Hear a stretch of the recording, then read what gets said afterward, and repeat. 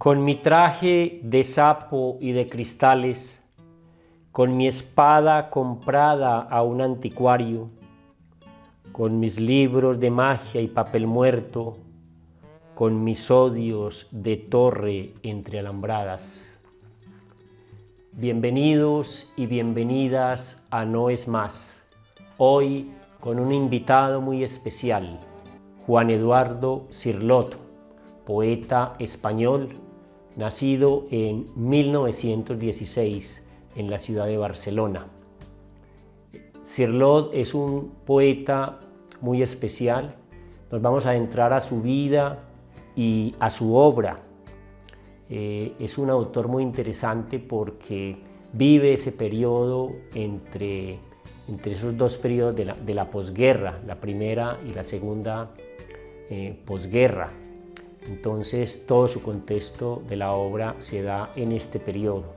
Además es muy interesante porque es un escritor, un poeta que se sale un poco de los cánones establecidos en el orden de lo que se venía dando, ese contexto social y político de la guerra civil española y antes de ese ascenso paulatino del nazismo, donde hay una riqueza allí de muchos autores de otros continentes que escriben, que cantan esa tragedia.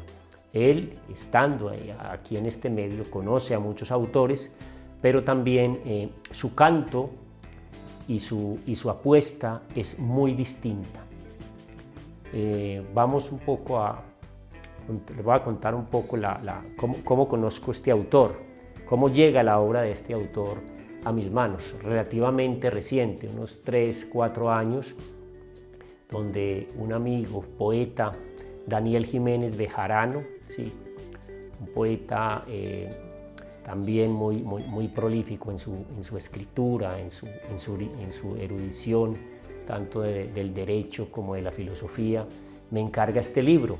Realmente no le presté mucha atención sobre quién era el autor, simplemente me dijo, consígueme una obra de Cirlot, ya que estás allá en España, por aquí no es fácil conseguir una obra de Cirlot, pues busqué en particular la obra que él me solicitó, pero no la encontré. Y lo que encontré fue una antología de la obra de Cirlot, realizada por Elena Medel, una poeta también española. Entonces fue como más rico aún ese descubrimiento. Pues antes de entregarle el libro, pues obviamente yo lo abrí, lo leí. Yo dije, antes de llevarle el libro a Daniel Jiménez, pues voy a leerlo. Y ahí pues les confieso que dentro de esa erudición de Daniel, también comprendí esa inclinación de él por esa poética hermética, si se quiere, ¿no? Y obras como Peregrinaje de él, como El goce concedido, como Grietas de la Gran Muralla. Vi allí reflejado algunas si se quiere, una influencia o una temática asociada al tema. Bueno, vamos entonces con Cirlot. Cirlot ha sido clasificado como un poeta maldito, como un poeta de difícil acceso, de difícil comprensión. Esa caracterización, según Elena Medel, dice que es un poco nociva, nociva en el sentido en que previene demasiado al autor. Entonces esa caracterización no ayuda en nada. Elena Medel, en su estructura de la obra de la antología, dice que lo que hace es de invitar de nuevo a ese reencuentro a quien ya conoce a Cirlot, pero también que el lector desprevenido se acerque a su poética y que encuentre allí, que abra esa puerta al asombro, a la revelación. Entonces nos dice la autora que de pronto esa caracterización nos deja perder, nos hace perder esa finura de la poética de él. y esa finura que ahora vamos a ver en sus propios versos, lo delicado, la música que hay allí incluso para los neófitos de esta temática. Pero la invitación es a adentrarnos en su poética.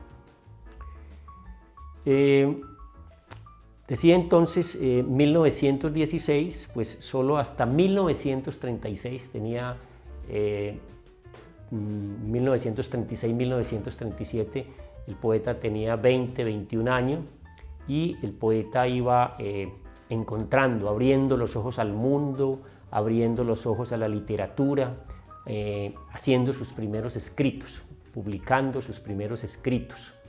Y estas publicaciones, esta obra se va fortaleciendo, se va dinamizando, se va transformando y hay una cantidad de hallazgos, si se quiere, o hechos o exploraciones del mismo autor a través de ciertos descubrimientos.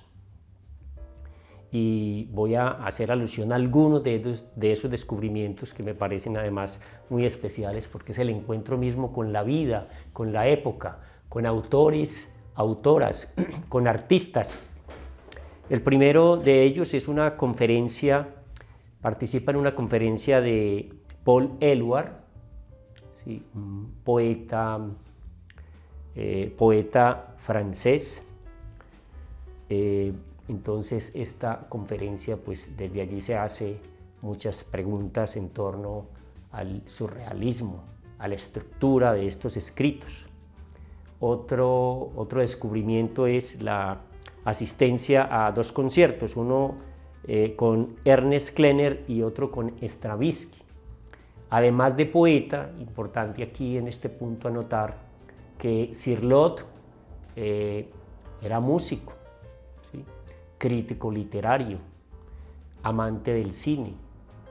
Entonces todas estas inclinaciones, todas estas búsquedas, pues lo llevaba a tener, digamos, una mirada más integral del mundo en torno al arte, a la literatura, a la música y todas estas expresiones. Fue compositor, compositor de música, aunque voy a explicar un poco más adelante el cómo va depurando o más bien dejando ciertas pasiones para después concentrarse en su mayor pasión, que es la poesía. Otro descubrimiento importante lo hace a través de estudios, pero más unos estudios autodidactas o exploración sobre la egiptología y sobre las civilizaciones antiguas. También hubo un hecho muy importante cuando ya estalla la guerra civil. Es llamado al frente de Guadarrama para prestar servicios en el ejército. Allí está 3 años en Zaragoza. En esa ciudad conoce a Alfonso Buñuel. Alfonso Buñuel, hermano de Luis Buñuel, entablan una relación muy especial y ya después, cuando él termina toda su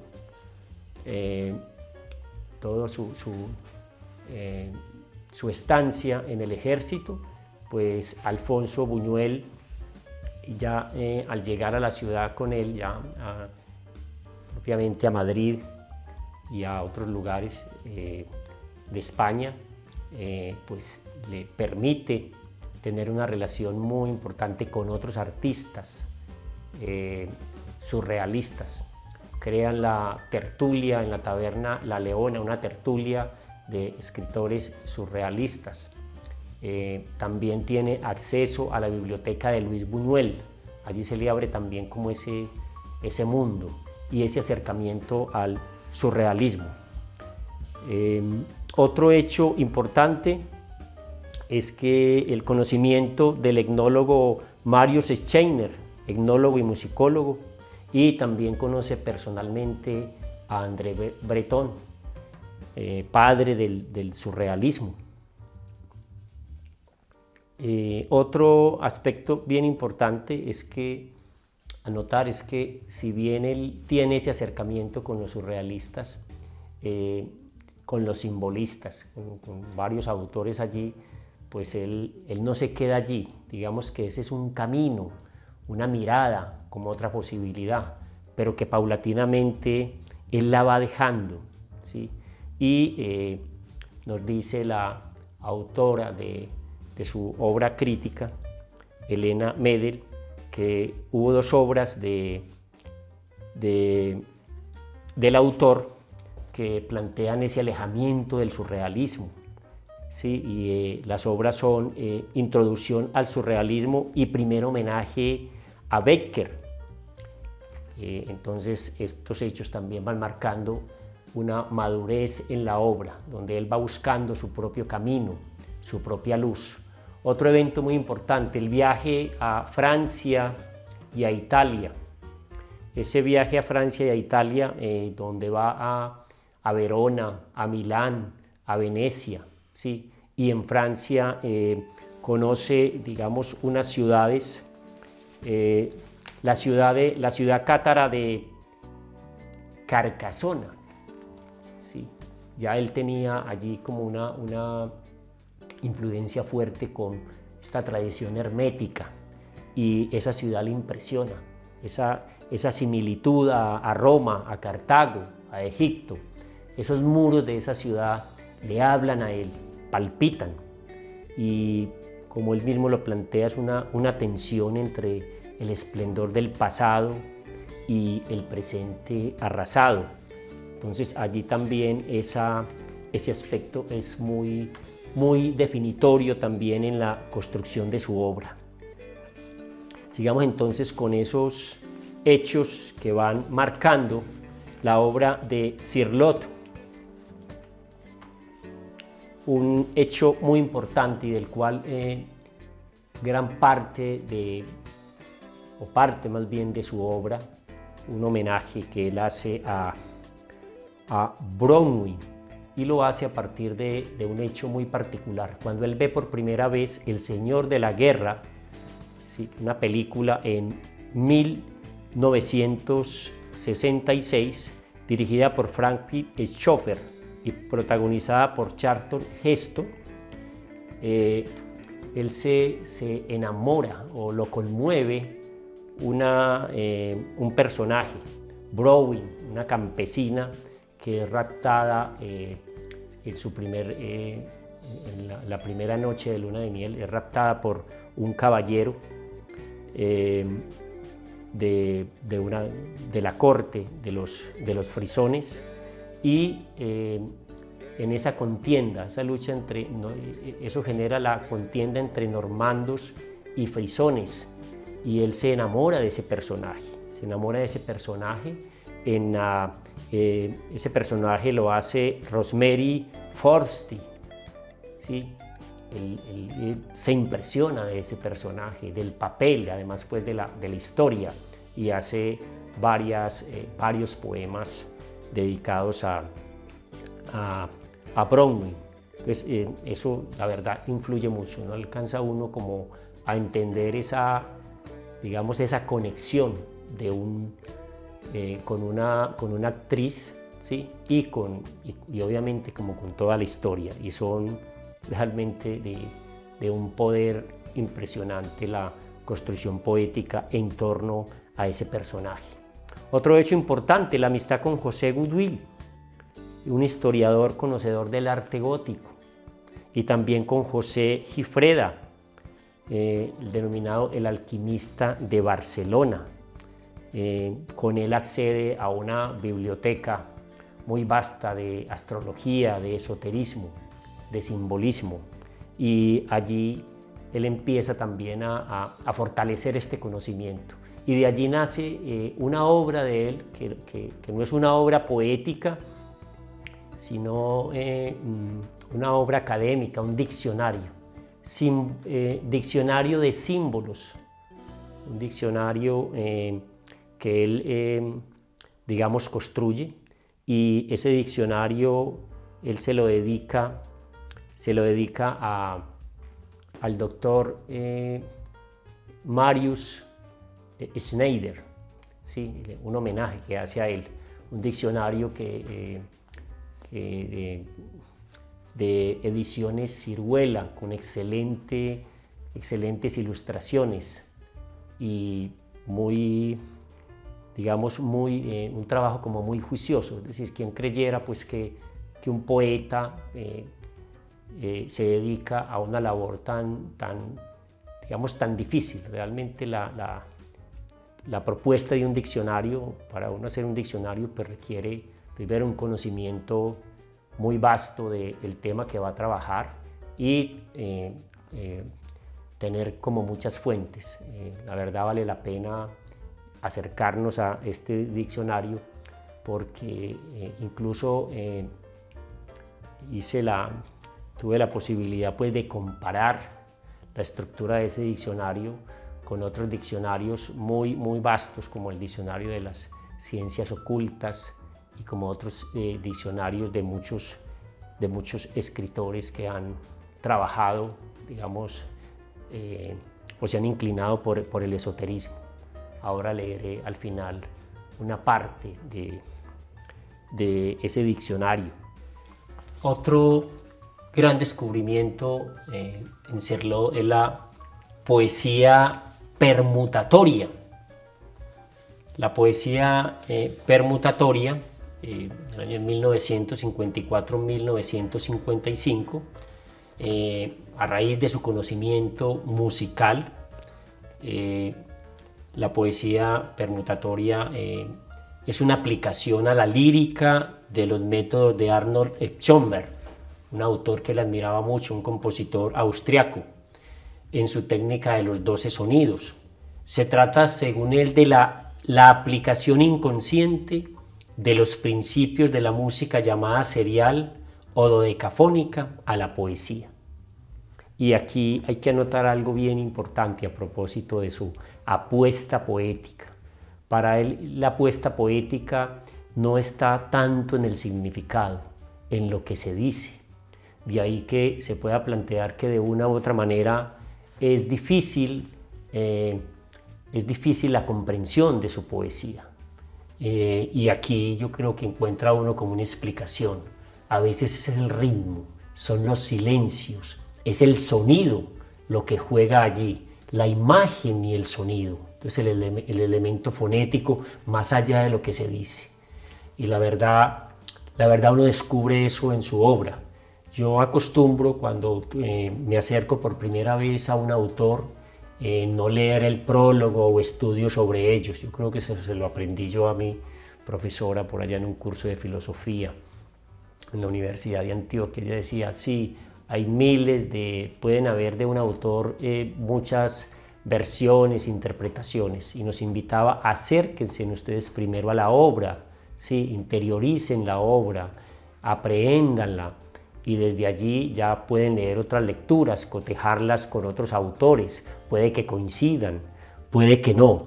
Entonces yo encontré cuando leí la obra de Cirlot, cuando leí la antología, esa música, esa fuerza. A veces incluso intentaba uno como comprender ciertas cosas y era posible hacer el ejercicio cognitivo, pero la fuerza era en la música, en el sonido, en la imagen, ¿sí? Obviamente no es a pesar de que él también hizo, digamos, ese ejercicio de la escritura automática, cuando se reunía con estos maestros del surrealismo, que como les dije fue dejando paulatinamente. Yo creo que este acercamiento al surrealismo, al simbolismo, fue una puerta, una luz para buscar su propio camino. Entonces de allí pues como su fuerza y su propuesta personal, no confesional, porque a veces las obras uno puede intuir todos los asuntos autobiográficos, pero no, allí hay un asunto personal más que confesional. Entonces, de allí importante el tema del sonido, el tema de la imagen en su poética. Vamos a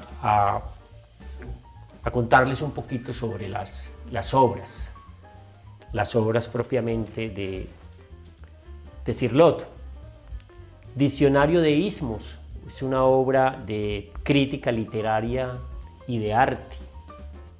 El Diccionario de los Símbolos en 1957, que se edita de nuevo, se imprime una nueva edición en 1961, prologado por el mismo Cirlot y por Ediciones Siruela. Y lo especial es que desde 1997 ¿sí? Ha habido 20 reediciones del diccionario. Ahí vemos la potencia de la obra, la riqueza de la obra. Como les dije anteriormente, no solamente en cada una de sus palabras, de sus definiciones, de sus conceptos, sino, vuelvo y digo, la edición, la ilustración, unas ilustraciones muy bellas. 6 sonetos y un poema de amor celeste en 1945. Oda a Igor Stravinsky en 1944. Árbol agónico, 1945. En la llama, de donde las lilas crecen. Elegía sumeria. Ontología, 80 sueños. Libro de oraciones. Dau al Cid. La dama de Valcarca. Regina Tenebrarum. Las oraciones oscuras. Browning. Sí, esta obra de Browning, de la campesina de la película, una obra que tuvo muchos periodos en su construcción, en el tiempo. Sí, desde 1967 a 1972. Palacio de Plata. El No Mundo. Y toda su obra poética se realiza, Ediciones Siruela la realiza en 3 tomos, en 3 volúmenes. El uno en el 2001, toda la poética de Bronwyn. El No Mundo en 2008 y En la Llama en 2005. Pues 3 volúmenes de su obra poética. Bueno, eso sin contar con, como dije antes, el diccionario de ismos y el diccionario de símbolos. ¿Sí? Bueno, otras apreciaciones en torno a la crítica literaria muy vasta. No conozco, digamos, una obra, digamos, reunida que condense absolutamente como toda la obra. Bueno, vamos a disfrutar de los versos de Cirliot y vamos con poemas del Árbol agónico. De mis ojos emigran dulcemente los pájaros perdidos de la infancia. Camino por llanuras desoladas donde siempre atardece cuando llego y miro los lejanos horizontes quebrarse aleteando en la neblina. Y siempre hay una torre abandonada, algo dulce caído, y lloro siempre. Osiris, mito del poeta. Yo hablo desde el corazón del pájaro, yo hablo desde la arena de la muerte, yo hablo desde la rosa profunda donde rueda un sollozo interminable. Hablo para las duras adelfas, hablo para los blancos esqueletos, hablo para los despiadados ríos que trasvasan la sangre del incendio, y gimo en las montañas tercas, en las llanuras de frente desolada, en los espacios que crea mi lenguaje como un Dios mutilado y repartido. Tú me comprendes y sabes por qué leo tanto determinados libros de la Biblia. Cuando pasan los años y las horas pasan, le es necesario al hombre encontrar algo donde su noche cante o se ilumine. Lejos crecen sin mí las margaritas, lejos arden los cielos azulados. Sí y no, este es el destino del mundo, oh William Blake, tú me comprendes. De la obra Die al Cid, homenaje a Paul Klee, con dentadura de oro, Paul Klee surge de las cloacas negras. En la mano derecha lleva un ramo de ortigas y, en el pensamiento, varias mujeres bellísimas que han olvidado la forma de su cuerpo. A René Magritte, las mujeres con pechos de papel alumbran la armonía de los prados, a las ventanas vienen los venados bajo un cielo de páginas de miel. Detrás de esa cortina hay un doncel con los ojos azules y vendados, pero en las blancas vendas hay pintados 3 ojos negros donde está Luzbel. La pierna adolescente de la bella abre sus abanicos de cristales mientras un aerolito resplandece. La carne es un espejo y una estrella, el hombre la contempla con puñales, pero la rosa corre mientras crece. Del no mundo. Paradójicamente y por antítesis, la conciencia de vivir lanza a la muerte, solo vive lo inconsciente. Si la vida es nada, es porque en ella no lo somos todo, y ser un trozo de espacio, de tiempo, de vida, de materia, no basta. La vida es carencia, por eso es dinamismo. De En la llama, el Salmo de mi Dios, un poema también extenso, seleccioné algunos apartes. Sobre los puentes verdes del cielo de los cielos, sobre el acero vivo que entona la amargura, sobre los aterrados rebaños de leones, sobre las catedrales solemnes del desierto, viene un rebaño dulce de corderos azules. Sobre los templos rojos borrachos de naranjas, sobre las cumbres duras de labios y de espigas, sobre los acueductos dormidos en el aire, sobre las repentinas orquestas del martirio, viene un rebaño santo de corderos azules. Sobre las frentes rotas, las manos destrozadas, sobre las noches hondas que aúllan como hienas, sobre los pechos secos, los ojos sin pupilas, sobre los valles grises, sin torres ni campanas, viene un rebaño dulce de corderos azules. Sobre el amor deshecho, sus sienes derribadas, sus encendidas piedras, sus dalias, sus astillas, sobre los mares sordos, sin peces y sin cánticos, sobre la sal furiosa y su mundo de alfileres, viene un rebaño santo de corderos azules. De la obra Ontología, a manera de aforismos. Tengo un hambre sobrenatural de objetos naturales. El sufrimiento sexual es obra del espacio. Todo hombre puede oír su abismo interior. La conciencia es un espacio.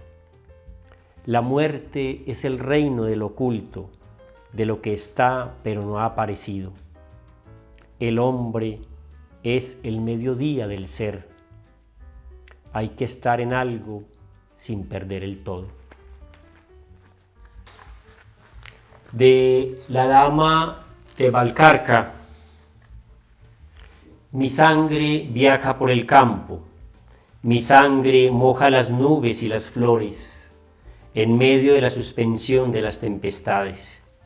Grandes sombras acechan detrás de las rocas en ruinas, ríos de crisantemos trastornan la sábana grabada con los puntos cardinales y ponen cementerios donde aullaban las letras incendiadas, las puras iniciales de entrelazo, agujeros donde crecían las solemnes estalagmitas como la miel en el éxtasis. Pero bajan las hierbas desde el bosque aplastado, bajan las hierbas grises al pueblo, descanso. Bueno, ahí vemos una parte de algunos de los textos que aparecen en esta antología de Elena Medel, El peor de los dragones, se llama la antología. Quiero compartir con ustedes algunas apreciaciones también de la obra de Cirlot, unas apreciaciones que condensan muy especialmente las primeras apreciaciones, la primera lectura y comentarios que realicé al comienzo. ¿Qué circunstancias han orillado la recepción de la obra de Cirlot? Rechazo la sensación de que se trate de un poeta inaccesible. No hablamos de un poeta fácil, desde luego, o al menos de un poeta transparente en una primera lectura, directo en su mensaje. Pero los poemas de Juan Eduardo Cirlot sí transmiten un sentido en ese contacto inicial.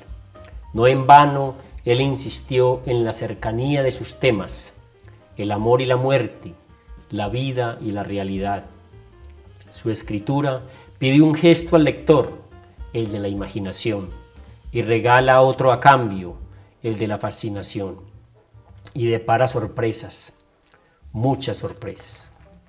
Tampoco, por supuesto, establece un diálogo con la reivindicación social, que se desarrolla en paralelo hasta bien entrada la década de los 60. El tiempo de Cirlot es otro muy distinto. Ni siquiera esta sintonía se establece con los poetas de la Escuela de Barcelona, con los que compartía ciudad, aunque no escritura de una intimidad clara. Varios de ellos formarían parte del homenaje a Antonio Machado en Culier, que institucionalizó con su fotografía a modo de registro el grupo del 50. Se conocieron, eso sí, Carlos Barral escribió sobre él años más tarde. Ojalá los lectores de hoy se detengan en el primer tramo del verso, en los libros de magia con los que enciende su plegaria. Ojalá se detengan en la maestría de Cirlot ante el poema extenso y narrativo, que separa de lo prosaico desde el terreno de la fascinación, o en la creación de atmósferas que anticipan el fervor por el cine que guiará a generaciones posteriores, o en su confianza en un discurso independiente al margen de las estéticas imperantes, un proyecto sin igual en la poesía española del siglo XX, gracias a un poeta que escribió con fijeza misma, exacta, con la que miró. Para ir terminando, quiero compartirles los dos poemas que más me gustan de su obra. Siempre hay una conexión en la música, en los silencios, en el sentido mismo con la obra. Quiero entonces compartirles por último dos poemas y finalizaré con una definición del diccionario de símbolos sobre el alcohol a propósito de la embriaguez, no solamente literal a través de esta sustancia, sino de la embriaguez poética que nos ofrendan estos autores y autoras. De 44 sonetos de amor. Señora de las sombras, de las horas, señora de las bestias, de las plantas, señora de los cielos donde cantas, los astros rutilantes donde moras. Tus manos son azules y son santas, tus brazos escarlatas son auroras. Toda tú son los fuegos que devoras, toda tú son las floras que levantas. Señora de los vivos, de los muertos, señora de los reinos, de las ruinas, señora de las brasas, de las brisas. Los quemados desiertos ya son huertos cuando en tu resplandor los adivinas y cuando entre relámpagos los pisas. Mediadora del cielo y de la sangre, deja que mi existencia se reduzca al brillo a que tu fuego me conduzca y deja que en tu orilla me desangre. Dueña de la dulzura tenebrosa y del fulgor oscuro de la muerte, tan solamente a ti vaya mi suerte, rosa del sufrimiento, negra rosa. Deja que deposite ante tu espada los palpitantes trozos que yo soy, los restos de cristal en que consisto, pues para ser en ti no he de ser nada. Voy a la destrucción y como voy, ya sé en el sol del alma que no existo. Y de el diccionario de símbolos, alcohol. El alcohol o agua de vida es agua de fuego, símbolo en consecuencia de la coincidentia oppositorum o conjunción de los contrarios, de la suma de dos elementos, activo uno y pasivo otro, fluidos y cambiantes, creadores y destructores. En especial, cuando está encendido, el alcohol simboliza uno de los grandes arcanos de la naturaleza. Por eso ha podido decir justamente Bachelard que en su ignición parece que el agua femenina haya perdido todo pudor, entregándose delirante a su dueño, el fuego. Bueno, no es más, hoy con un gran invitado, Juan Eduardo Cirlot. Los invitamos también a que si tienen algún interés en particular de un autor o una autora que lo podamos invitar aquí, no es más, pues será bienvenido. Queremos contarles también que esta primera temporada es una temporada de 10 capítulos y continuaremos pues seguidamente con otros autores y autoras. No olviden darle clic a la campanita, suscribirse y gracias por haber estado en este espacio. No es más.